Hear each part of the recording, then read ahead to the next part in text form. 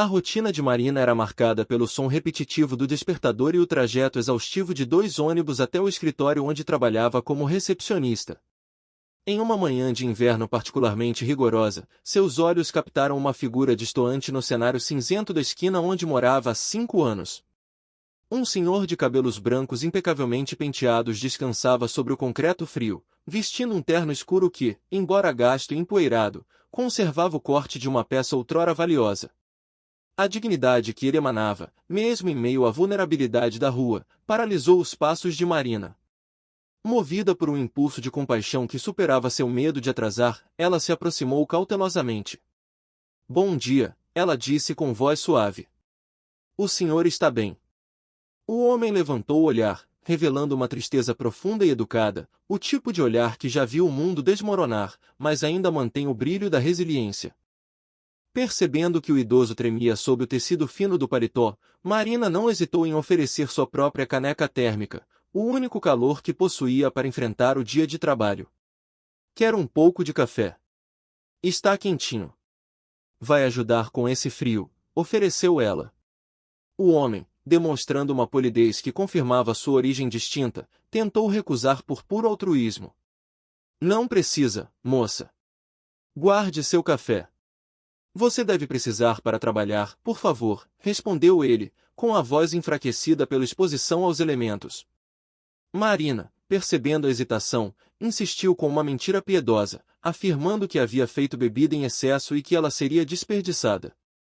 Ao aceitar o gesto, as mãos do senhor tremeram, e o primeiro gole trouxe lágrimas aos seus olhos, não apenas pelo conforto térmico, mas pelo reconhecimento de sua humanidade por uma estranha.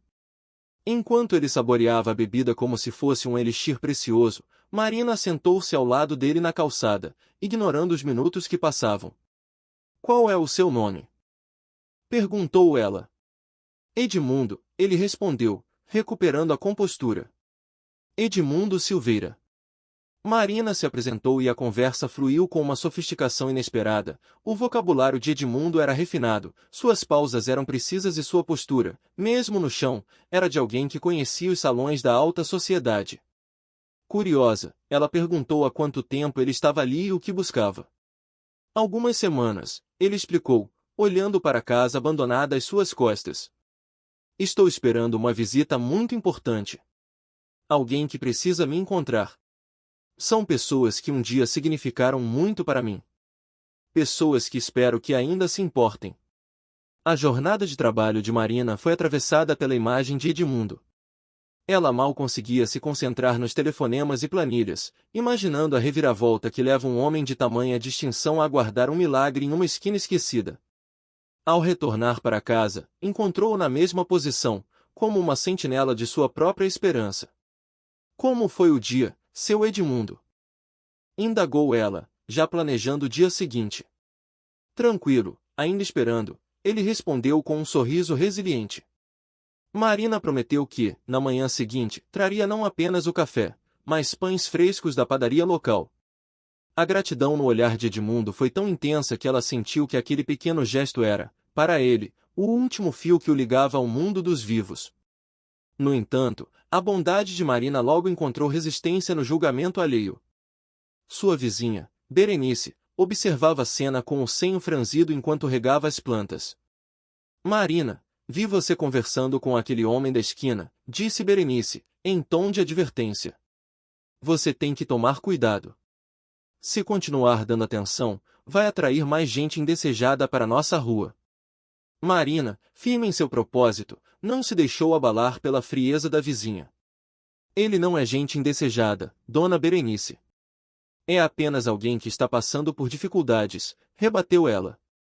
A vizinha insistiu que Marina estava sendo ingênua e que logo haveria uma fila de pedintes em sua porta, mas o comentário apenas fortaleceu a determinação da recepcionista em ser o apoio que Edmundo tanto precisava. Nos dias que se seguiram, a rotina de levar café tornou-se um ritual sagrado. Marina passou a conhecer fragmentos da vida de Edmundo, histórias de um passado de sucessos, de uma família que se dispersou e de um erro de julgamento que o deixou sem teto, mas não sem honra. Ele parecia estar em uma espécie de vigília espiritual, aguardando que o destino corrigisse uma injustiça. Marina, por sua vez, Tornou-se sua única confidente, protegendo não apenas do frio, mas do desprezo dos outros moradores da rua que, instigados por Berenice, passavam por ele como se ele fosse invisível ou parte da deterioração da calçada. Certa manhã, a quietude da rua foi interrompida pelo som de pneus de luxo frenando diante da casa abandonada. 3 homens vestidos com ternos caros e carregando pastas de couro desceram de um carro preto reluzente. Eles não pareciam policiais nem assistentes sociais, tinham a aura austera e poderosa de grandes advogados de firmas internacionais. Marina, que estava entregando pão de açúcar para Edmundo naquele exato momento, observou paralisada enquanto os homens se aproximavam do idoso com uma reverência que ela jamais esperaria ver dedicada a alguém sentado no chão. Eles não o trataram como um mendigo, mas como um monarca que retornava de um exílio forçado. Doutor Edmundo Silveira, perguntou o mais velho dos advogados, retirando os óculos e fazendo uma leve inclinação de cabeça. Finalmente o encontramos. O processo foi concluído e a liminar foi derrubada. Tudo que lhe foi tirado por fraude está de volta ao seu nome, com as devidas correções e indenizações. O senhor é, novamente, o acionista majoritário da Silveira Incorporações. Edmundo não gritou nem comemorou, apenas fechou os olhos e respirou fundo, como se um fardo de chumbo tivesse sido retirado de seus ombros. Ele olhou para Marina, que ainda segurava a caneca de café, e um sorriso de triunfo e melancolia cruzou seu rosto. O segredo de Edmundo não era apenas sua fortuna, mas o fato de que ele testava a humanidade do mundo enquanto aguardava a justiça dos homens. A notícia da visita importante se espalhou como fogo. Os mesmos vizinhos que antes desviavam o caminho agora espiavam pelas janelas, incrédulos, ao verem um morador de rua ser escoltado para dentro de um veículo de luxo. Edmundo, antes de entrar no carro, pediu aos advogados que esperassem. Ele caminhou até Marina, que permanecia imóvel na calçada. Marina, você foi a única que viu o homem antes de ver o terno, ele disse, segurando as mãos dela. A maioria das pessoas espera que alguém seja importante para ser gentil. Você foi gentil quando eu não era ninguém. Ele entregou a ela um cartão pessoal e um envelope lacrado, pedindo que ela o abrisse apenas quando chegasse ao trabalho. Quando os carros partiram, deixando apenas o rastro de poeira e o silêncio atônito da vizinha Berenice, Marina abriu o envelope. Dentro, havia uma escritura e um contrato de consultoria social com um salário que mudaria sua realidade para sempre. O idoso que ela alimentava com café era, na verdade, o dono de metade do bairro, incluindo o prédio onde ela trabalhava. O segredo de Edmundo, revelado pelos 3 advogados, transformou a vida de Marina de recepcionista em gestora de uma fundação de caridade que ele criaria naquele mesmo local. Ela aprendeu que a verdadeira nobreza não está no que se guarda no banco, mas no que se oferece em uma caneca térmica numa manhã de inverno. A manhã seguinte trouxe consigo um ar de conspiração e esperança. Marina acordou antes do sol, movida por uma energia que não vinha do café, mas do propósito. Na padaria, o cheiro do pão de açúcar quentinho parecia celebrar a pequena vitória que estava por vir. Ao chegar na esquina, Edmundo já era uma sentinela de cabelos brancos, aguardando-a com a elegância de quem nunca perdeu a compostura, apesar da calçada dura. Bom dia, seu Edmundo. Trouxe café e pão quentinho, como prometi, anunciou ela, entregando a térmica. O sorriso que iluminou o rosto do senhor foi a confirmação de que aquela rotina não era mais apenas caridade, mas um pacto de amizade profunda que já durava 3 semanas e moldava o início de seus dias.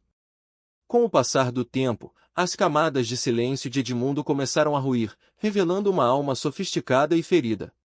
Numa quinta-feira de neblina, ele decidiu que era hora de dividir o peso de sua verdade. Marina, posso te contar algo sobre mim? Nem sempre vivi assim. Por muitos anos fui respeitado nesta cidade. Trabalhei no Fórum Central como juiz, revelou ele, com uma ponta de orgulho na voz cansada. Marina quase deixou a caneca escorregar das mãos, chocada ao descobrir que o homem que dividia o pão com ela na calçada já havia decidido o destino de milhares de pessoas do alto de uma toga. A curiosidade deu lugar a uma indignação latente ao imaginar como o magistrado terminara ali. A narrativa de Edmundo mergulhou em águas turvas quando ele mencionou Clarice, sua esposa por 42 anos. Ele descreveu a partida dela como o início do seu próprio desmoronamento, um luto que o deixou paralisado e vulnerável. Clarice adoeceu de forma muito rápida. Em poucos meses, ela se foi e eu fiquei completamente perdido. Não conseguia mais trabalhar, cuidar da casa, nem de mim mesmo, confessou ele, com lágrimas que carregavam décadas de saudade. Foi nesse momento de fraqueza absoluta que o golpe mais cruel foi desferido, não por estranhos, mas por aqueles que carregavam seu sangue e seu sobrenome, seus filhos, Rodrigo e Fernanda. A traição familiar descrita por Edmundo parecia saída de um roteiro de tragédia. Ambos advogados, os filhos usaram o conhecimento jurídico para aprisionar o próprio pai sob o pretexto de cuidado. Eles me internaram num asilo particular. Disseram que era temporário até eu me recuperar do luto. Mas quando cheguei lá, descobri a verdade. Haviam forjado uma procuração em meu nome, relatou ele com os punhos cerrados. Enquanto o juiz era mantido dopado e confuso em uma clínica isolada, os filhos vendiam seu patrimônio, limpavam suas contas bancárias e apagavam sua existência social, tratando o pai como um empecilho descartável no caminho para a herança antecipada. A indignação de Marina transbordou ao ouvir sobre os maus tratos e a manipulação química que Edmundo sofreu para que parecesse incapaz perante a lei. Isso é um crime. Como puderam fazer isso com o próprio pai? Exclamou ela, sentindo a dor do idoso como se fosse sua. Edmundo explicou que o dinheiro falará mais alto que o amor, e que a casa e as economias de uma vida foram o preço da ganância de seus herdeiros. Ele só conseguiu escapar graças à ajuda de Isabel, uma enfermeira que reconheceu sua lucidez e o ajudou a fugir no silêncio de uma madrugada, trazendo de volta ao único lugar onde ele ainda guardava um trunfo contra os algozes. O motivo de Edmundo estar estacionado diante daquela casa abandonada finalmente se revelou como uma estratégia desesperada de um estrategista jurídico. Vim procurar algo muito importante que escondi antes de ser internado. Meu testamento verdadeiro, o documento que eles nunca encontraram, sussurrou ele, olhando para os lados. Ele explicou que, prevendo o caráter dos filhos, Clarice o fizera prometer que, caso fossem abandonados, a fortuna deveria ir para instituições de caridade. O documento não apenas mudava o destino do dinheiro, mas continha provas de que as assinaturas posteriores usadas pelos filhos eram falsificações grosseiras de um homem que já não respondia por si. Marina olhou para a estrutura decrépita atrás deles com um novo senso de urgência. A casa, que pertencera a um amigo falecido de Edmundo, era agora um cofre que guardava a justiça dele. Este testamento está escondido no sótão. Rodrigo e Fernanda acham que destruíram tudo, mas não sabem que esse papel prova o crime deles, explicou o ex-juiz. Ele estava ali há semanas esperando uma brecha, mas o lacre da prefeitura e sua fragilidade física o impediam de invadir o local.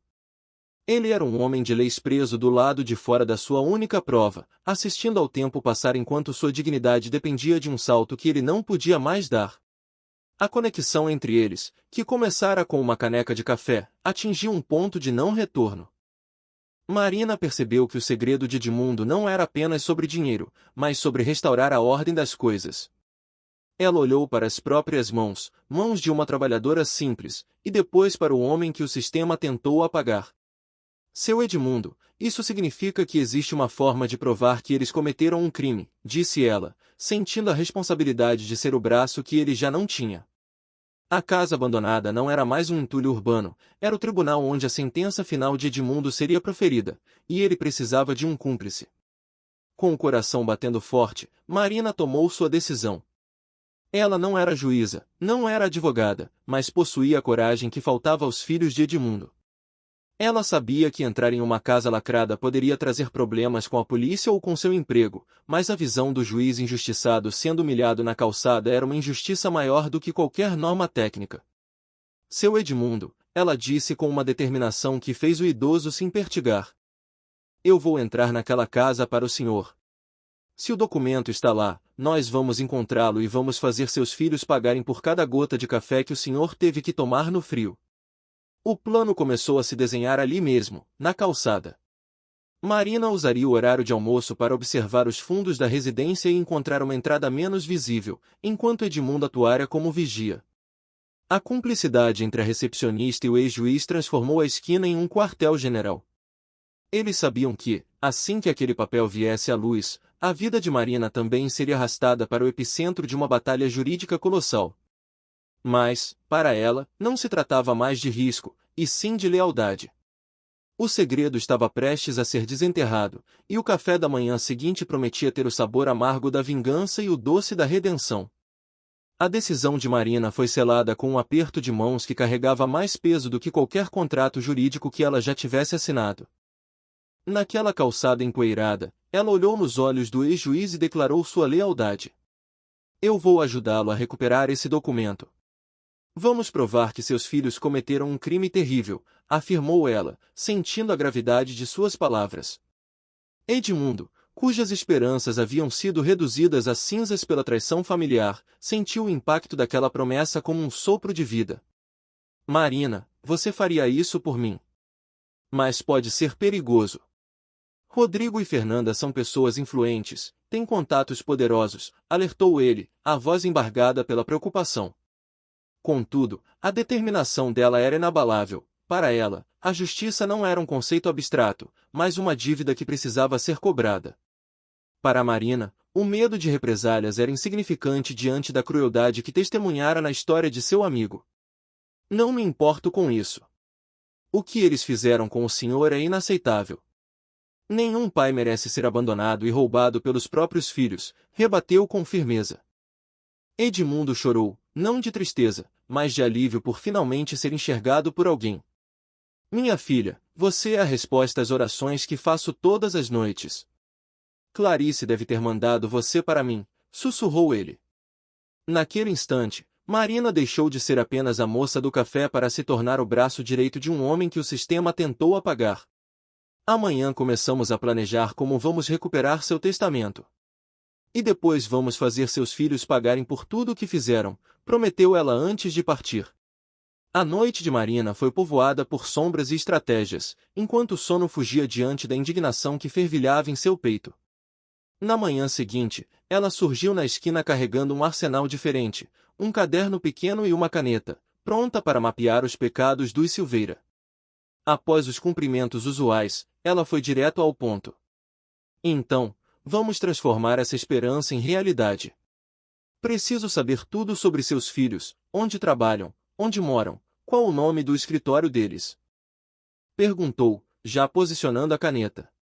Edmundo, embora hesitante pela segurança de Marina, começou a desfiar a teia de ganância que o cercara, revelando que seus filhos, Rodrigo e Fernanda, haviam construído um império sobre as ruínas da dignidade do pai.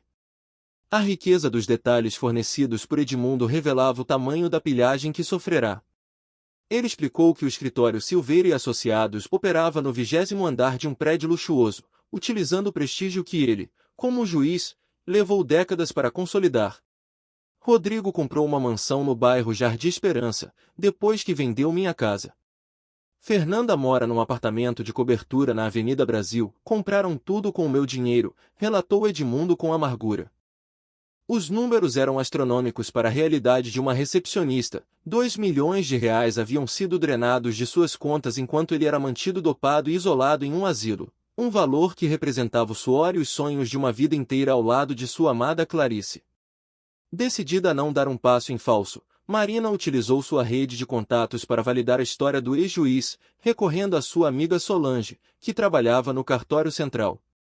Ao entrar no prédio histórico do cartório, a gravidade no rosto de Marina já anunciava que não era uma visita social. Ela contou a história de Edmundo, vendo o choque se transformar em fúria no rosto da amiga. Isso é criminoso. Como podem fazer isso com o próprio pai? Se eles realmente forjaram a procuração, vai estar tudo registrado aqui. Vamos investigar, exclamou Solange, ligando os terminais de busca e mergulhando nos arquivos digitais que guardavam os segredos imobiliários da cidade. As duas mulheres passaram horas diante da luz azulada do monitor, desenterrando evidências que faziam o estômago de Marina revirar. Solange encontrou a procuração, registrada apenas 20 dias após a internação forçada de Edmundo, um tempo recorde que denunciava o planejamento frio dos herdeiros. Veja aqui. No mesmo dia que registraram a procuração, já deram entrada na venda da casa. Isso significa que eles planejaram tudo antecipadamente, apontou Solange, revelando a mecânica do golpe. O que Marina via na tela não eram apenas números e nomes, mas as impressões digitais de uma traição meticulosa, executada por aqueles que deveriam ser os protetores de Edmundo em sua velhice. A investigação revelou uma trama ainda mais sórdida de autovenda e lavagem de patrimônio. A casa de Edmundo, avaliada em R$ 1.200.000, fora vendida por apenas 700 mil para uma empresa chamada RS Investimentos. Consegue ver quem comprou a casa? Nossa, Marina, você não vai acreditar nisso. A casa foi vendida para uma empresa de Rodrigo Silveira e uma tal de Raquel Mendes, revelou Solange. Ao pesquisar a sócia, descobriram que era a própria esposa de Rodrigo. Eles haviam criado uma empresa fantasma para comprar a propriedade do pai por um preço vil, roubando R$ 500.000 em uma única transação fraudulenta, enquanto o legítimo dono era mantido sob efeito de sedativos. As evidências contra Fernanda eram igualmente contundentes e revelavam o mesmo padrão de desonestidade. A jovem advogada havia adquirido uma cobertura de R$ 800.000 à vista no exato período em que o pai assinará a procuração. De onde uma advogada jovem tirou tanto dinheiro assim? Questionou Solange, embora a resposta estivesse clara nos extratos bancários de Edmundo que haviam sido zerados. Além das moradias luxuosas, o capital inicial do luxuoso escritório no centro da cidade, cerca de R$ 500.000, também tivera origem nos desvios feitos durante o período de cárcere privado do idoso. Cada clique no mouse revelava uma nova camada de podridão na ascensão meteórica dos irmãos Silveira. Marina fechou o caderno, sentindo um peso colossal sobre os ombros, mas também uma clareza absoluta sobre o que precisava ser feito. Ela tinha os nomes, as datas, os valores e o modus operandi do crime. No entanto, ela sabia que provas documentais no cartório poderiam ser contestadas por advogados poderosos se não houvesse o testamento original mencionado por Edmundo. O papel escondido no sótão da casa abandonada era a peça final do quebra-cabeça, o único documento capaz de anular retroativamente todas as ações fraudulentas e devolver a Edmundo sua voz legal. A batalha não seria ganha apenas nos tribunais, mas na escuridão de uma casa lacrada que guardava a verdade. Ao sair do cartório, Marina sentiu que a cidade parecia diferente sob a luz do entardecer. Os prédios espelhados não eram mais símbolos de progresso, mas possíveis esconderijos de segredos sombrios. Ela voltou para sua casa, mas sua mente já estava na esquina, com um homem de terno amarrotado que esperava por justiça. Ela sabia que os irmãos Silveira não entregariam o que roubaram sem uma luta suja, mas ela estava disposta a ir até o fim. O café da próxima manhã teria um sabor de estratégia final. Marina estava pronta para deixar de ser espectadora e se tornar arquiteta da queda de dois monstros, armada com a verdade e o testamento que o destino confiara a ela. A investigação de Solange no cartório revelou que a traição dos irmãos Silveira fora uma operação cirúrgica de ganância. Cada documento analisado confirmava que o período da internação de Edmundo coincidia milimetricamente com a dilapidação de seu patrimônio. Marina, ao ouvir o relatório da amiga, sentiu um nó no estômago pela frieza do plano. Tudo no mesmo período da internação do Edmundo. Marina não conseguia acreditar no que estava ouvindo. Eles planejaram tudo isso, questionou ela, enquanto Solange confirmava que a procuração usada para as vendas era a peça-chave do golpe. Para derrubar o castelo de cartas dos advogados, elas precisavam de algo irrefutável, a assinatura verdadeira de Edmundo para provar a falsificação.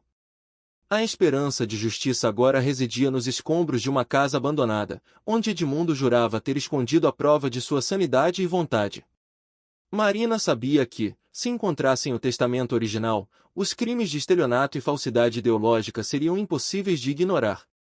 Toma cuidado e me mantém informada de tudo o que acontecer, alertou Solange, ciente de que Rodrigo e Fernanda, quando encurralados, usariam sua influência como armas.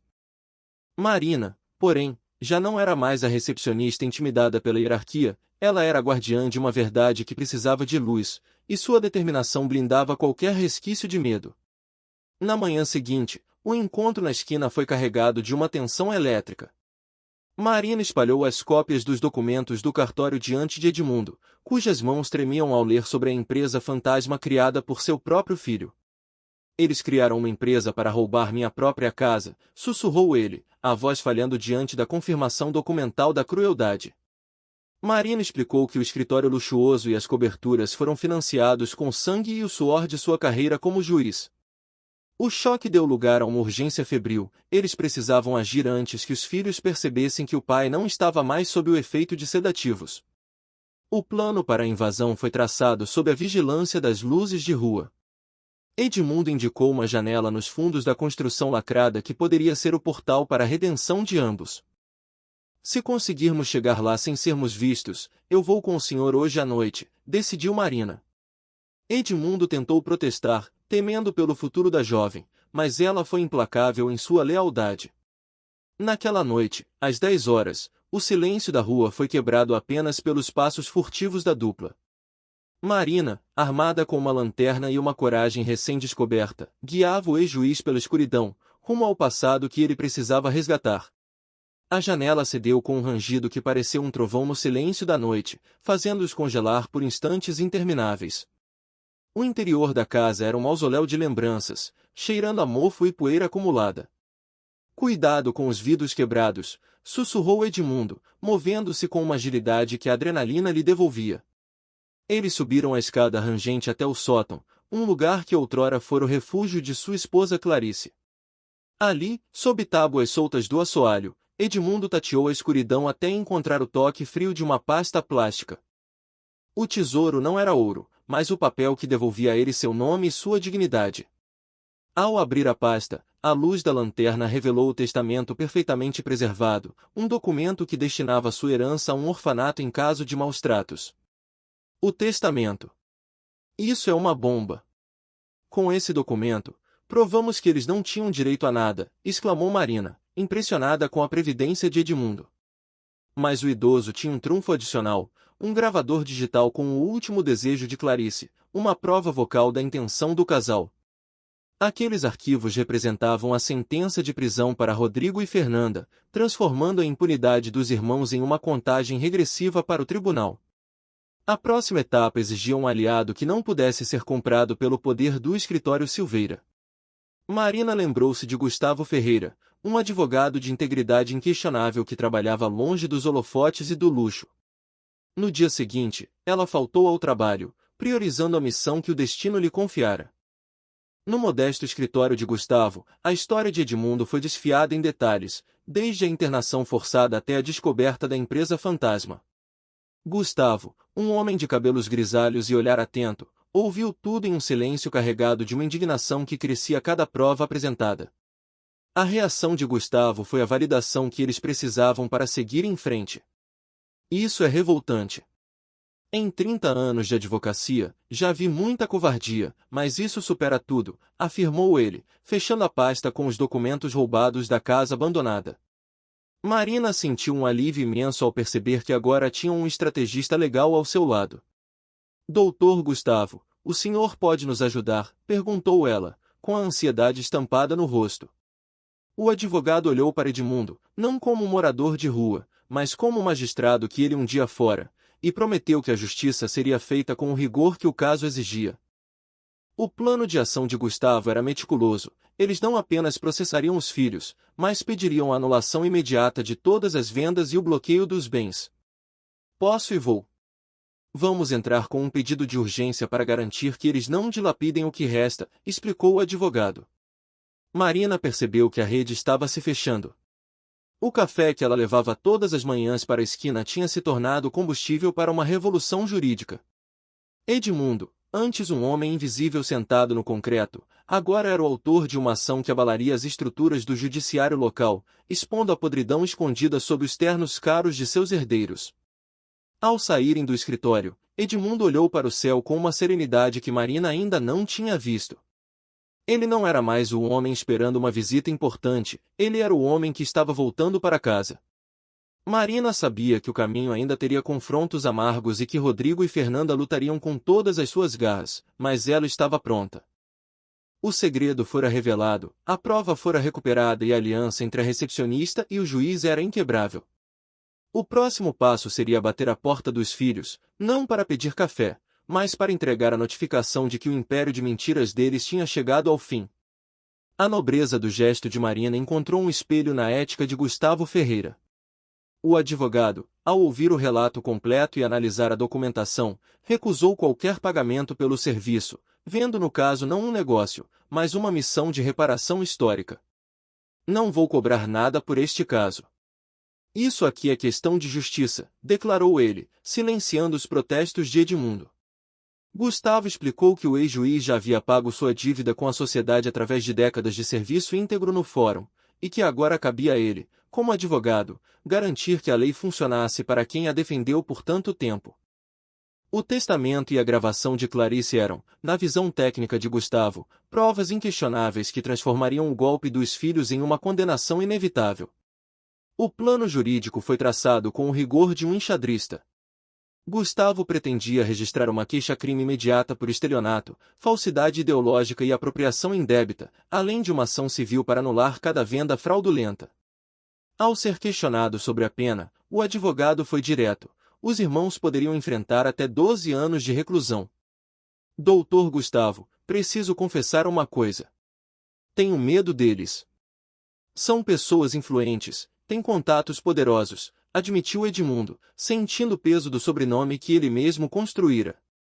No entanto, Gustavo revelou um segredo que mudaria a percepção daquela luta. Rodrigo e Fernanda já estavam sob a mira da Ordem dos Advogados por dezenas de denúncias de má conduta e fraude contra outros clientes vulneráveis. A revelação de que os filhos de Edmundo faziam parte de uma possível organização criminosa especializada em lesar idosos e viúvas trouxe um novo nível de gravidade ao caso. Eles fizeram isso com outras pessoas, perguntou Edmundo, pálido ao descobrir que sua tragédia pessoal era apenas uma peça em um esquema maior. Gustavo confirmou que o Ministério Público já investigava o escritório Silveira por apropriação de bens alheios e que o depoimento de Edmundo seria a chave mestra para desmantelar toda a operação. Marina sentiu uma mistura de repulsa e um renovado senso de dever. Ela não estava apenas ajudando um amigo, mas impedindo que outros tivessem o mesmo destino cruel. Gustavo, ciente do perfil perigoso dos adversários, fez um alerta solene a Marina sobre os riscos de ser a testemunha principal. Pessoas desesperadas fazem coisas desesperadas. Eles podem tentar te comprar, te ameaçar ou até te chatear, avisou ele, preparando-a para a guerra que se aproximava. 3 dias depois, a primeira ofensiva dos irmãos se materializou na forma de uma tentativa de suborno ao próprio advogado. Gustavo relatou a Marina que eles ofereceram R$200 mil para que o caso fosse abandonado, acompanhados de ameaças veladas de que ele se arrependeria de cruzar o caminho dos Silveira. O advogado riu da proposta, mas o perigo para Marina era real e imediato. O terror psicológico bateu à porta de Marina naquela mesma noite. Ao chegar em casa, ela encontrou um envelope sem remetente contendo uma foto sua saindo do escritório de Gustavo e um bilhete manuscrito com uma mensagem sinistra: algumas decisões custam muito caro. Pense bem. O sangue de Marina gelou enquanto ela trancava cada janela, sentindo-se observada pelas sombras da rua. A noite foi longa e sem sono, marcada pelo medo que tentava sufocar sua determinação. No entanto, ao amanhecer, a visão de Edmundo na esquina, ainda vulnerável e dependente de sua coragem, serviu como o combustível necessário para que ela não recuasse diante da intimidação. Ao encontrar Edmundo naquela manhã, Marina não conseguiu esconder a palidez do susto, mas manteve a postura firme ao mostrar a ameaça. O ex-juiz, tomado por um sentimento de culpa e raiva, implorou para que ela se afastasse pelo próprio bem. Minha filha, talvez seja melhor você se afastar deste caso. Eu não poderia perdoar a mim mesmo se algo acontecesse com você, disse ele, com as mãos trêmulas. Marina, no entanto, segurou-o com força e reafirmou seu compromisso, transformando aquele momento em sua maior missão pessoal. Seu Edmundo, o senhor me deu a oportunidade de fazer algo realmente importante na minha vida. Não vou desistir agora, declarou ela, selando o destino daquela batalha. O confronto direto não demorou a acontecer. Às 9 da manhã, o celular de Marina tocou com um número desconhecido. Ao atender, a voz fria e calculista de Rodrigo Silveira preencheu a linha, tentando desestabilizá-la com um tom de superioridade arrogante. Alô, Marina Santos. Acho que precisamos conversar sobre seu envolvimento nos delírios do meu pai. Você não sabe no que está se metendo, disparou ele. Marina sentiu o coração acelerar, mas a indignação superou o medo. Ela sabia que aquele telefonema era um sinal de desespero. Os poderosos advogados estavam tremendo diante da possibilidade de perderem tudo o que roubaram. Rodrigo tentou desqualificar Edmundo, chamando-o de louco e senil, alegando que Marina estava sendo usada em uma fantasia de um velho confuso. Ele ofereceu a ela uma saída honrosa que incluía uma quantia em dinheiro suficiente para ela nunca mais precisar pegar 2 ônibus para trabalhar. Marina, porém, interrompeu-o com uma voz que não tremia mais. O senhor chama de delírios o testamento que ele escondeu. Ou as provas de que o senhor comprou a casa dele através de uma empresa fantasma. Rebateu ela, jogando na cara de Rodrigo o conhecimento técnico que Solange e Gustavo haviam lhe dado. O silêncio do outro lado da linha foi a prova de que o golpe de mestre de Edmundo havia atingido o alvo. A conversa terminou com uma ameaça ainda mais direta de Rodrigo, que percebeu que Marina não seria comprada com facilidade. Ele desligou jurando que ela pagaria caro pela insolência, mas Marina já estava ligando para Gustavo para relatar a tentativa de coação. O advogado instruiu-a a gravar qualquer contato futuro e prometeu que incluiria aquela tentativa de suborno e ameaça no processo criminal. A estratégia agora era proteção total. Gustavo conseguiu que um segurança particular acompanhasse Marina em seus trajetos, garantindo que a testemunha-chave chegasse intacta ao dia da audiência que prometia parar a cidade. Enquanto a data do julgamento se aproximava, o clima na rua mudou.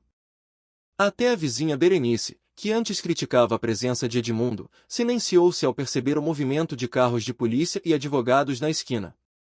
Marina continuava levando o café todas as manhãs, mas agora o ritual tinha um ar de triunfo antecipado. Edmundo não era mais o idoso abandonado, ele era o juiz que estava prestes a proferir sua última e mais importante sentença, e Marina era sua força. Eles estavam prontos para entrar no tribunal e encarar Rodrigo e Fernanda, transformando a calçada fria em um palanque de redenção e justiça. A resistência de Marina contra a arrogância de Rodrigo Silveira transformou o caso em um duelo de princípios. Pelo telefone, o advogado tentou desqualificar a lucidez do próprio pai, tratando a situação como um delírio senil. Sei exatamente no que estou me metendo. Estou ajudando um homem honesto a recuperar o que vocês roubaram dele, rebateu Marina, sem se intimidar com as risadas de desdém do outro lado da linha. Rodrigo alegava que a internação fora uma medida de proteção, mas Marina foi implacável ao lembrá-lo de que proteger alguém não incluía deixá-lo vivendo na rua após esvaziar suas contas bancárias. O silêncio que se seguiu à acusação de falsificação de procuração revelou que a verdade havia atingido um nervo exposto. Percebendo que a intimidação verbal não surtia efeito, Rodrigo mudou a estratégia para a corrupção financeira. Ele começou oferecendo 50 mil reais, dobrando a oferta rapidamente para 100 mil na tentativa de comprar o silêncio da recepcionista. Nunca. Não existe dinheiro no mundo que me faça trair seu Edmundo, declarou Marina com uma convicção que o advogado não conseguia processar. Rodrigo, acostumado a acreditar que todos tinham um preço, encerrou a ligação com uma ameaça direta, dando-lhe 24 horas para reconsiderar ou enfrentar as consequências de mexer com alguém que possuía amigos poderosos na polícia e no judiciário. A perseguição tornou-se física naquela mesma tarde. Ao sair do trabalho, Marina sentiu o peso de um carro preto seguindo seus passos até o ponto de ônibus. Do veículo, desceu Fernanda Silveira, a irmã de Rodrigo, exalando um luxo que contrastava com a simplicidade de Marina. Marina Santos. Sou Fernanda Silveira, irmã do Rodrigo. Entre no carro. Precisamos conversar, ordenou a mulher com uma elegância gélida. Diante da recusa de Marina em entrar no veículo, Fernanda iniciou um monólogo cruel sobre a mediocridade da vida da jovem, contrastando seu salário baixo e sua casa alugada com a oportunidade de ouro que estava prestes a oferecer. A proposta de Fernanda foi um soco no estômago pela magnitude do valor, 500 mil reais em dinheiro vivo. Dinheiro suficiente para você comprar sua casa própria, sair daquele emprego medíocre, talvez até fazer uma faculdade. Em troca, você esquece que conheceu meu pai, propôs a advogada com um sorriso desprovido de empatia. Marina olhou para aquela mulher e enxergou a personificação da ganância que destruíra a vida de Edmundo. Ao recusar o suborno, ela ouviu a pergunta que faria qualquer um estremecer: se não aceitasse o ouro, estaria disposta a descobrir o que aconteceria depois. Marina afastou-se, deixando claro que sua integridade não estava à venda. Ao relatar os encontros a Gustavo, o advogado confirmou que o desespero dos irmãos era proporcional ao crime que esconderam. R$ 500.000 era prova de que eles temiam a cadeia mais do que a pobreza. No entanto, o medo de Marina materializou-se ao chegar em casa e encontrar a janela da sala estilhaçada por uma pedra. Última chance, dizia o bilhete. A resposta da polícia foi um balde de água fria, tratando o ataque como vandalismo comum por falta de testemunhas. Marina sentia-se cercada, mas a orientação de Gustavo para que ela se escondesse na casa de parentes foi recusada. Ela sabia que o recuo seria a vitória definitiva dos Silveira. A madrugada trouxe novos horrores quando um vulto encapuzado invadiu o quintal de Marina para furar os pneus de seu carro. Mesmo trêmula, ela conseguiu filmar a ação, acumulando provas contra a milícia particular dos advogados. Na manhã seguinte, ao ver o estado de Marina, Edmundo desabou em um choro de culpa. Marina, isso é culpa minha. Você está sofrendo ameaças por minha causa, lamentou ele, oferecendo-se para desistir de tudo e retornar ao asilo apenas para protegê-la. Foi o momento em que os papéis se inverteram, e Marina precisou ser o pilar que sustentava a vontade do ex-juiz. Com as mãos segurando o rosto de Edmundo, Marina invocou a memória de Clarice para devolver a força ao velho amigo. Seu Edmundo, sua esposa Clarice não teria desistido de lutar pela justiça. Ela não desistiria do senhor, afirmou ela, lembrando de que a luta não era apenas por dinheiro, mas por honra. As palavras foram um bálsamo para Edmundo, que recordou os conselhos da esposa sobre lutar até o fim quando se está certo. A cumplicidade entre os dois atingiu um novo patamar de resiliência. Eles não eram mais vítima e ajudante, mas soldados em uma trincheira moral contra a corrupção da alma humana. O telefone de Marina tocou novamente às 9 da manhã, trazendo a voz gélida de Rodrigo para uma tentativa final de coação. Alô, Marina Santos. Acho que precisamos conversar sobre seu envolvimento nos delírios do meu pai. Você não sabe no que está se metendo, ameaçou ele, tentando mais uma vez tratar a verdade como uma fantasia senil. Marina, porém, já não sentia o frio na barriga, sentia apenas um desprezo profundo. Ela sabia que cada palavra de Rodrigo era um sinal de fraqueza e que o império de mentiras construído sobre o abandono do pai estava prestes a ruir diante de uma simples recepcionista que não aceitava ser comprada. Marina encerrou o contato com a certeza de que a guerra havia passado da fase das propostas para a fase da sobrevivência. Ela informou a Gustavo sobre as ameaças diretas e os danos à sua propriedade, e o advogado agiu rápido para garantir que o Ministério Público recebesse os vídeos e as gravações. Vamos até o fim, reafirmaram Marina e Edmundo na esquina da rua, enquanto o café esfriava na caneca térmica. A dignidade de Edmundo, agora reforçada pela coragem de Marina, tornará-se uma muralha intransponível para os irmãos Silveira. Eles sabiam que a próxima vez que se encontrassem, não seria por telefone ou em carros de luxo, mas diante de um juiz. A batalha final estava desenhada. Marina sabia que os pneus furados e as janelas quebradas eram apenas o começo, mas ela também sabia que possuía o que Rodrigo e Fernanda jamais teriam, paz de espírito. Seu Edmundo, o senhor não entendeu ainda.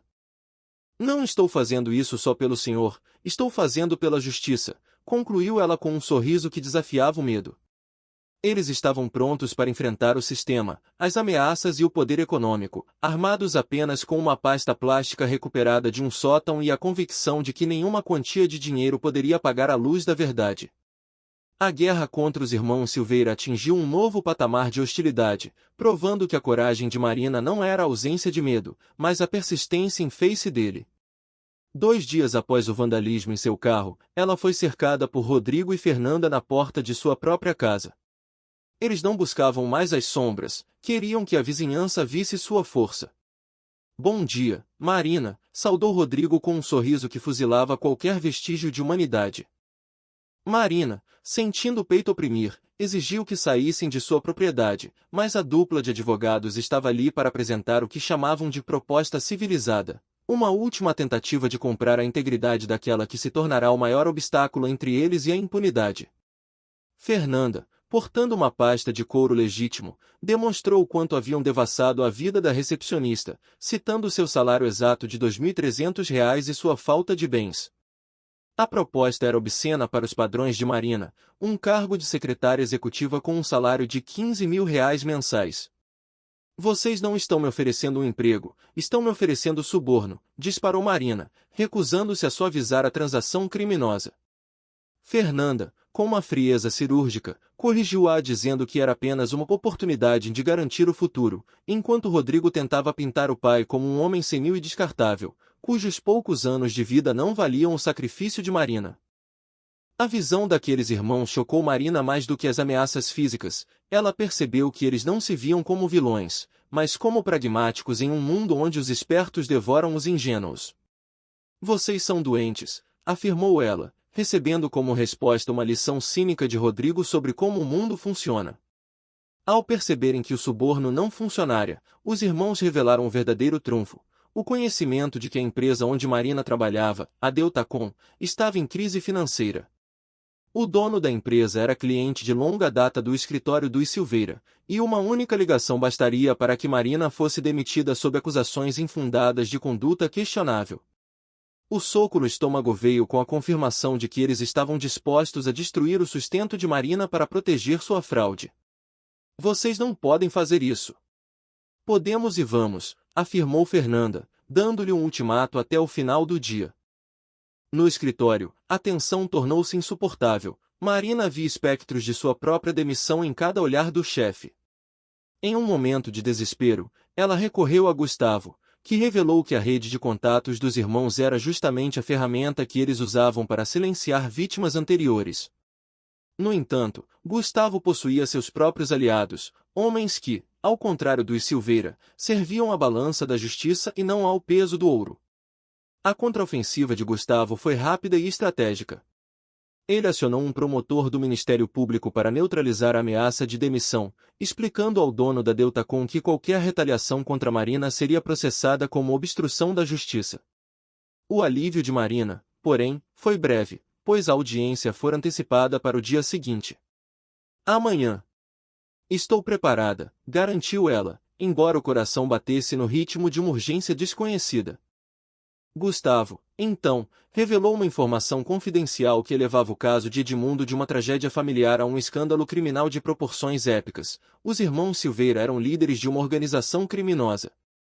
O esquema dos Silveira era uma máquina de moer vidas vulneráveis, com pelo menos 20 casos confirmados de idosos e viúvas que perderam tudo através de procurações forjadas.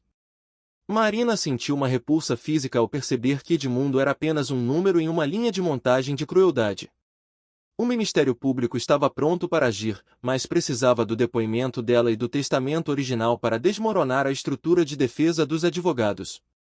A audiência do dia seguinte não seria apenas sobre a casa de Edmundo, mas sobre o destino de dezenas de famílias que foram silenciadas pelo medo e pelo poder financeiro daquela dupla. Naquela noite, Marina não buscou o sono, mas a força em suas convicções. Ela revisou os documentos e a gravação de Clarice, sentindo que a voz da falecida esposa de Edmundo agora falava através dela.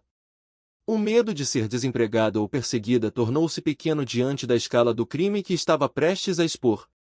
Gustavo instruiu-a a manter a calma. No tribunal, os irmãos tentariam desestabilizá-la, mas a verdade era uma âncora que nenhum suborno de R$ 500.000 ou ameaça de demissão poderia arrancar. Eles estavam prontos para a batalha final, onde a toga que Edmundo um dia vestiu voltaria a simbolizar a punição para os ímpios. Ao amanhecer, Marina encontrou Edmundo na esquina, mas desta vez ele não estava sentado na calçada. Vestia uma camisa limpa que Marina lhe trouxera e mantinha a cabeça erguida, os olhos brilhando com a dignidade recuperada. É hoje, seu Edmundo, disse ela, entregando-lhe o último café antes do tribunal. O ex-juiz apertou a mão de sua protetora com uma firmeza que não demonstrava há anos. Ele sabia que aquela mulher simples havia feito por ele o que seus próprios filhos, educados nas melhores escolas de direito, haviam se recusado a fazer. Ela havia mantido a lei do amor e da integridade acima de qualquer interesse pessoal. O trajeto até o fórum foi silencioso, uma procissão rumo à redenção. Gustavo os aguardava nos degraus do prédio, portando a pasta com o testamento e os registros do cartório. Ele informou que Rodrigo e Fernanda já haviam chegado com uma equipe de advogados caros, tentando manter a fachada de poder, mas que o Ministério Público já havia emitido mandados de busca em seus escritórios. O cerco estava se fechando. Marina, ao entrar no tribunal, sentiu os olhares gélidos dos irmãos Silveira sobre si, mas desta vez ela não desviou o olhar, ela os encarou com a autoridade moral de quem não tem nada a esconder. A audiência começou sob um silêncio sepulcral, interrompido apenas pela voz firme de Gustavo ao apresentar a gravação de Clarice. No momento em que a voz da mãe ecoou na sala, pedindo justiça contra a ganância dos filhos, a máscara de Rodrigo e Fernanda começou a derreter.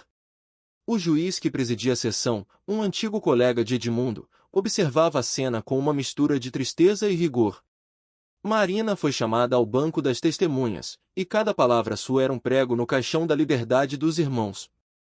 A justiça, tão lenta para os que vivem na rua, finalmente se tornava um relâmpago de retribuição, e Marina Santos era o para-raios daquela tempestade necessária. A revelação de Gustavo sobre a extensão da organização criminosa dos irmãos Silveira trouxe uma náusea profunda a Marina. Não se tratava apenas de roubo de patrimônio, mas de um sistema cruel que descartava vidas humanas em asilos para viabilizar a ganância. Internavam as vítimas em asilos ou clínicas e ficavam com todos os bens, explicou o advogado, revelando que muitos não tiveram a sorte de Edmundo e sucumbiram à negligência proposital. Marina percebeu que a vida de seu amigo esteve por um fio e que ela e o ex-juiz eram as únicas peças capazes de desmantelar aquela engrenagem de horror.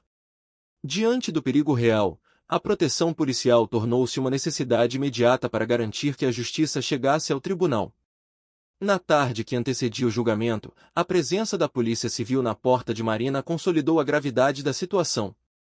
Ao chegar na esquina habitual, o pânico tomou conta dela ao não avistar Edmundo em seu posto, mas o idoso logo surgiu de trás de um carro, ainda trêmulo após um novo confronto com o filho. Rodrigo tentará uma última cartada, ameaçando levá-lo de volta ao asilo caso ele não desistisse da audiência. No entanto, a determinação do ex-juiz era agora uma rocha inabalável. Respondi que ele pode ir se preparando para a cadeia, relatou Edmundo com um sorriso desafiador, ciente de que escolta policial era o sinal de que o jogo de poder dos filhos estava perdendo força. A última noite foi um campo de batalha psicológico travado através de um telefone. Rodrigo ligou para Marina despejando ameaças desesperadas, prometendo transformar a vida dela em um inferno caso ela ousasse testemunhar. Marina, porém, já havia atravessado o portal do medo. Minha vida já virou um inferno por causa de vocês, mas amanhã o inferno vai ser de vocês, sentenciou ela antes de desligar e desconectar-se do mundo. Ela passou as horas de vigília pensando em Clarice e nas dezenas de vítimas anônimas que não tiveram ninguém para lhes oferecer uma caneca de café ou uma voz de defesa, preparando-se para o dia que mudaria a história jurídica da cidade. Às 5 da manhã, Marina vestiu seu melhor traje, um vestido azul marinho guardado para ocasiões solenes, simbolizando o respeito que sentia pela missão. Ao sair, encontrou Edmundo já posicionado no carro da polícia. Ele usava um terno emprestado por Gustavo e exalava a aura de autoridade que o tempo na rua não conseguirá apagar. Bom dia, Marina. Pronta para fazer história? Perguntou ele com a voz firme de um magistrado. Marina confirmou com um aceno, sabendo que atravessar a cidade naquele comboio policial representava a transição definitiva da vulnerabilidade para a retribuição. Eles não eram mais alvos, eram os portadores da verdade. A chegada ao Fórum Central foi um espetáculo que paralisou a praça. Uma multidão de jornalistas e curiosos, atraídos pelo vazamento da história do juiz traído, cercava a entrada com flashes e microfones.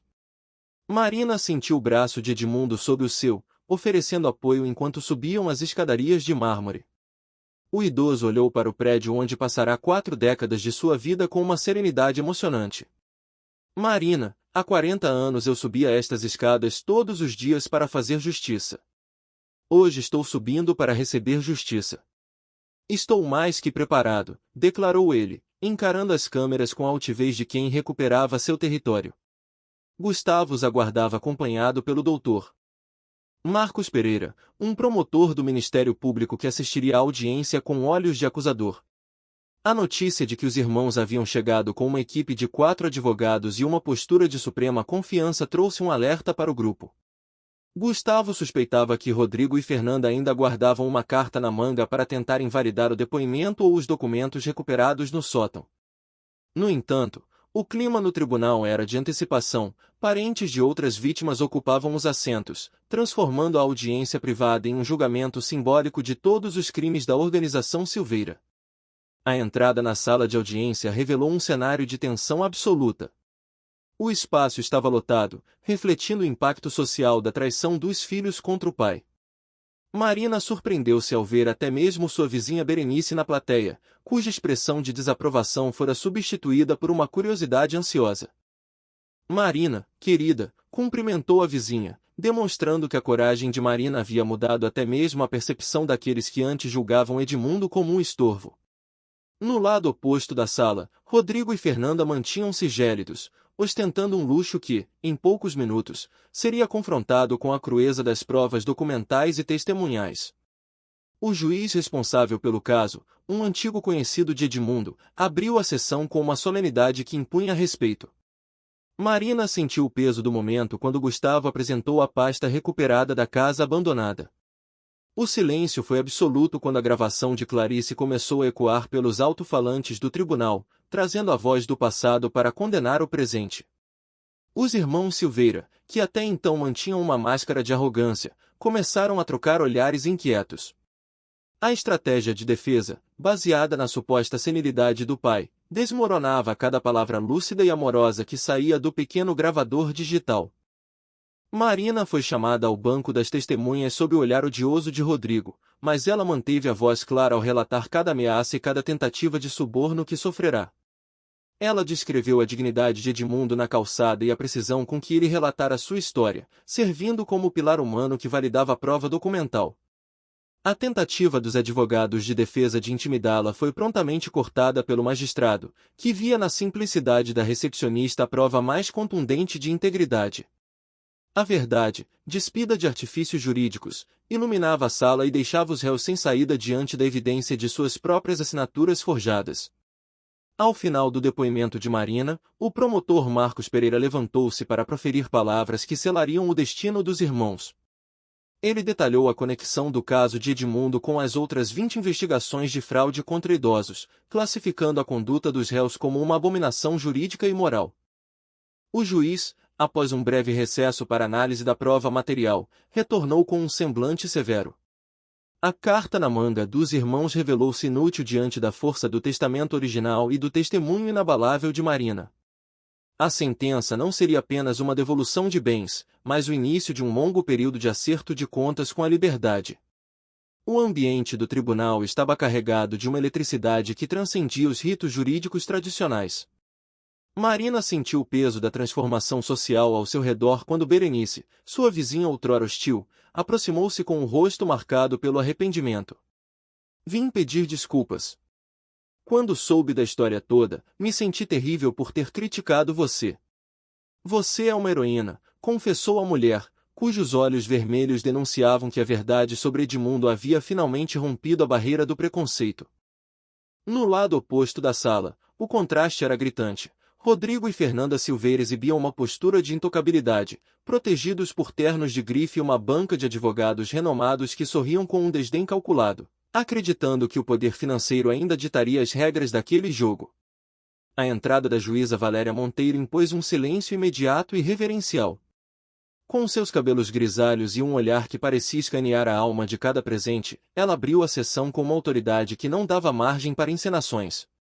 Bom dia a todos.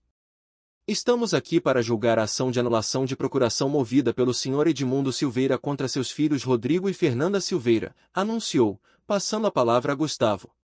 O advogado de Edmundo não desperdiçou um segundo, com uma precisão cirúrgica, ele desfilou as provas da conspiração, desde o testamento original até os registros bancários que mostravam a dilapidação do patrimônio. Marina observava a arrogância de Rodrigo murchar a cada documento que comprovava a apropriação indébita. A defesa dos filhos tentou uma manobra desesperada, sustentando que Edmundo havia sofrido um colapso mental após o luto e que as ações dos réus eram atos de proteção. O advogado de Rodrigo chegou a apresentar laudos médicos do asilo para validar a suposta demência do ex-juiz. Contudo, Gustavo já esperava por esse movimento e chamou sua testemunha-chave, Isabel Santos, a enfermeira que fora a bússola moral dentro daquela clínica de horrores. Posso afirmar que ele jamais apresentou qualquer sinal de demência. Era lúcido e questionava por que estava internado contra sua vontade, declarou Isabel, desmascarando os laudos falsos e revelando que os próprios filhos ordenavam que Edmundo fosse mantido sob sedação contínua. O pânico finalmente se instalou no semblante de Rodrigo quando Isabel apresentou as prescrições médicas abusivas assinadas por ele e por sua irmã. A tentativa de Rodrigo de interromper o depoimento foi prontamente esmagada pela juíza Valéria. Senhor Rodrigo, sente-se e aguarde sua vez de falar, ordenou a magistrada, com uma frieza que indicava que as cartas haviam mudado de mãos. Logo após, foi a vez de Marina assumir o banco das testemunhas.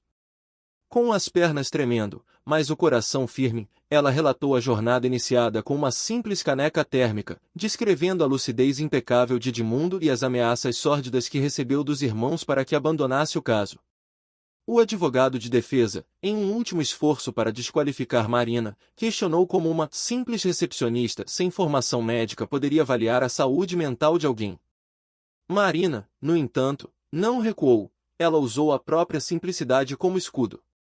Doutor, não preciso ser médica para reconhecer um homem íntegro sendo traído pelos próprios filhos, rebateu ela, provocando um murmúrio de aprovação que percorreu toda a assistência. A verdade de Marina não vinha de diplomas, mas da convivência diária na calçada, onde a humanidade de Edmundo se revelava muito mais clara do que nos escritórios luxuosos onde o crime fora arquitetado. Quando a juíza ofereceu a palavra aos réus, Rodrigo tentou ensaiar um discurso de filho zeloso, mas a farsa foi interrompida pelo próprio Edmundo. O ex-juiz levantou-se com uma majestade que parecia preencher todo o tribunal, caminhando até o centro da sala com passos que ecoavam sua antiga autoridade. Meritíssima, por 30 anos eu me sentei do outro lado, julgando casos como este. Nunca pensei que um dia estaria aqui como vítima dos meus próprios filhos, começou ele, sua voz ressoando com uma clareza que tornava ridícula qualquer alegação de demência. A sala inteira parecia prender a respiração diante do homem que recuperava seu lugar no mundo. Edmundo não poupou as palavras ao descrever a extensão da traição, acusando Rodrigo e Fernanda de roubarem não apenas seu dinheiro, mas sua dignidade e a memória de sua falecida esposa. Vocês não apenas roubaram meu dinheiro, vocês roubaram minha dignidade, minha casa, minha memória da esposa que amei. Mas há uma coisa que vocês não conseguiram roubar, minha fé na justiça, declarou ele, encarando os filhos que agora evitavam seu olhar. As lágrimas eram visíveis no rosto dos jornalistas e dos policiais presentes, pois a dor daquela traição era universal e profunda, expondo o lado mais sombrio da ambição humana. O ápice da emoção ocorreu quando Edmundo dirigiu-se diretamente a Marina, transformando o tribunal em um altar de gratidão. Deus colocou um anjo no meu caminho, uma mulher simples que me devolveu a esperança quando achei que não havia mais nada pelo que lutar. Marina Santos me salvou. Não apenas me deu café e comida, me devolveu a dignidade humana, afirmou ele, com a voz embargada. Aquele reconhecimento público lavou a alma de Marina, que sentiu que cada pneu furado e cada noite sem sono valeram a pena para testemunhar aquele momento. O juiz que viverá na rua estava finalmente de volta à casa da lei, e ele não estava sozinho. A explosão de aplausos que se seguiu ao discurso de Edmundo obrigou a juíza a bater o martelo repetidamente para restaurar a ordem, mas o impacto emocional já era irreversível. A carta na manga dos irmãos havia sido queimada pela luz da verdade e pela coragem de uma mulher que eles consideravam insignificante. Valéria Monteiro, após um breve silêncio reflexivo, ordenou que os oficiais de justiça permanecessem a postos. A sentença não seria apenas uma decisão burocrática, seria o encerramento de um capítulo de impunidade e o início de uma nova vida para um homem que descobriu que o verdadeiro valor de uma vida se mede pela bondade que encontramos no caminho. Diante das evidências esmagadoras e do testemunho inabalável de Isabel e Marina, a juíza não hesitou em proferir seu veredito imediato, anulando todas as procurações e ordenando o bloqueio total dos bens de Rodrigo e Fernanda. O segredo que mudaria a vida de todos para sempre estava agora documentado em uma sentença judicial. Edmundo estava vingado, Marina estava recompensada pela sua integridade, e os filhos agora enfrentavam o abismo da prisão. A história que começou com um café quentinho na calçada terminava com a vitória da justiça sobre a ganância, provando que ninguém é tão pequeno que não possa derrubar os gigantes da injustiça. O desespero de Fernanda na sala de audiência foi o último suspiro de uma arrogância que desmoronava. Diante da lucidez implacável do pai, ela tentou uma justificativa vazia, alegando que suas ações tinham motivações incompreensíveis. Pai, o senhor não entende. Nós fizemos tudo isso por quê? Porque são gananciosos e sem caráter, Edmundo a interrompeu, destruindo a ilusão de que a falecida Clarice ainda acreditava na bondade dos filhos. O doutor Marcos, do Ministério Público, não hesitou e solicitou a prisão imediata dos irmãos por crimes que iam de estelionato a cárcere privado, selando o destino dos vilões que, por tanto tempo, se sentiram acima da lei. A juíza Valéria Monteiro analisou os documentos em um silêncio que parecia durar uma eternidade, enquanto o tribunal segurava o fôlego. Quando ela finalmente falou, suas palavras foram como uma sentença de libertação para Edmundo. Declaro nulas todas as procurações assinadas pelos réus em nome do Sr. Edmundo Silveira. Determino a imediata restituição de todos os bens apropriados indevidamente, anunciou ela, antes de acatar o pedido de prisão. A sala explodiu em uma comemoração ruidosa, enquanto os policiais se aproximavam de Rodrigo e Fernanda para algemá-los diante de todos os presentes, transformando o luxo dos irmãos em correntes de ferro. O choro de Fernanda e a pose quebrada de Rodrigo foram as imagens finais de uma traição sem precedentes. Mesmo sendo levada, ela implorava por um perdão que Edmundo concedeu com a alma pesada, mas com a clareza de que a justiça não se negocia. Fernanda, eu perdoo, mas perdão não apaga as consequências dos nossos atos, disse ele, observando-os serem retirados da sala. Rodrigo ainda tentou berrar sobre seus recursos e contatos influentes, mas a resposta da juíza foi o golpe de misericórdia, lembrando de que, dentro de uma cela, sua rede de favores não teria poder algum contra a força da lei. No esvaziamento do tribunal, Marina e Edmundo abraçaram-se em um choro que misturava alívio e triunfo. Seu Edmundo, conseguimos! Exclamou ela, ao que ele respondeu com profunda gratidão que fora ela quem lhe devolvera a vida. Gustavo aproximou-se para detalhar a vitória. Todas as propriedades e contas seriam restituídas, e uma indenização robusta por danos morais seria paga. O juiz vai decidir, mas estamos falando de pelo menos R$ 500. 000 para cada um. Você também foi vítima, Marina. As ameaças e o risco que correu merecem ser compensados, explicou o advogado, reconhecendo que a coragem da recepcionista fora o pilar central daquela justiça. 3 meses depois, a vida havia florescido em novas direções.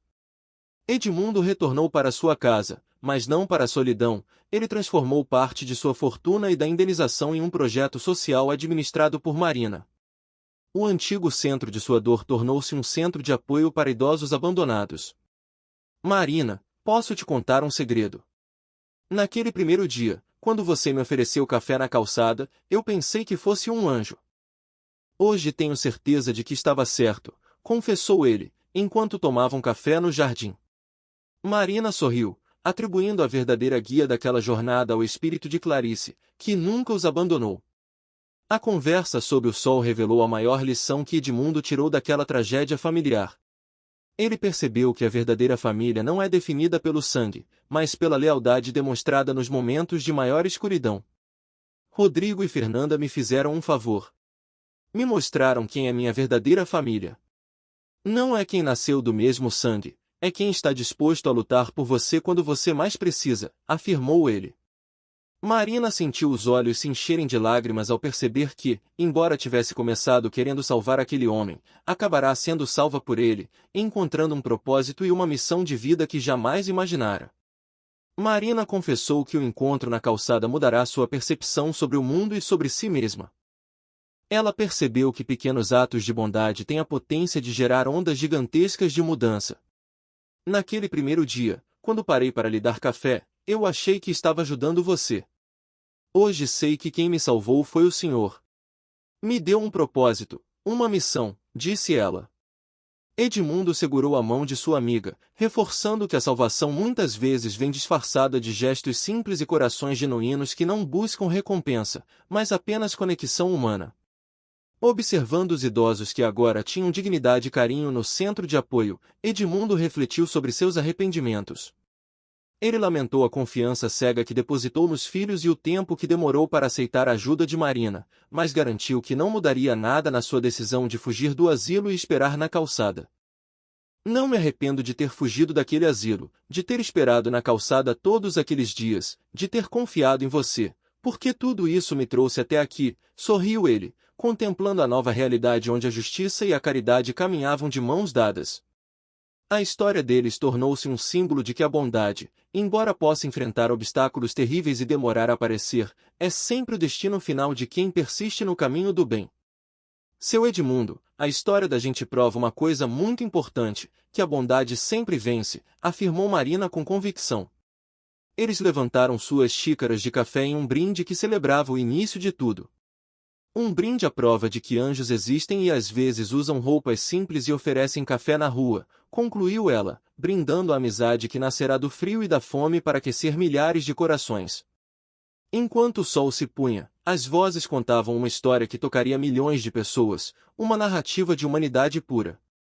Marina sentia que Clarice, do lugar onde estivesse, sorria ao ver que sua promessa de amor e justiça fora cumprida por mãos alheias, mas corajosas.